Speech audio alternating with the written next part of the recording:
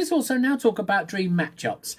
Muhammad Ali faces Tyson Fury. Now this goes out a long way, right? So people say, what's the dream matchup in boxing? You always take a current fighter now and go and fight someone in the past.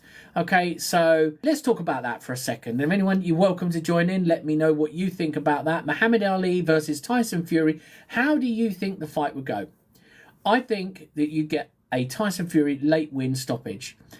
Now, Muhammad Ali is the greatest boxer of all time, and I've said this a number of times, but he's not the greatest boxer of all time for what was happening inside of the ring. Remember, he did lose 5 times, and according to everyone else, if you lose once in boxing, you need to retire. But Muhammad Ali was the greatest in boxing for what he did outside of boxing and combining the two.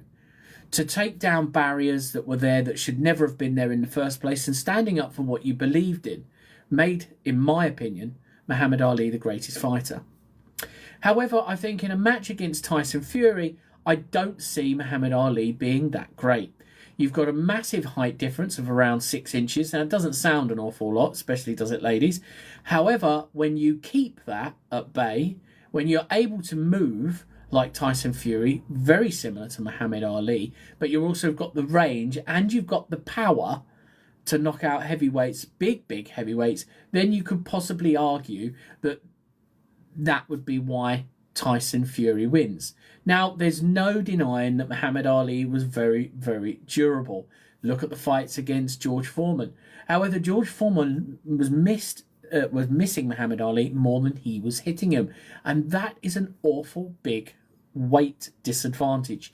So George Foreman, very similar to Frank Bruno and all the other very heavy muscular heavyweights that's actually been there, you know, what you've got to try and understand in that sort of scenario is muscle is a lot heavier than fat, and to move it around is a very difficult thing. It's not that easy.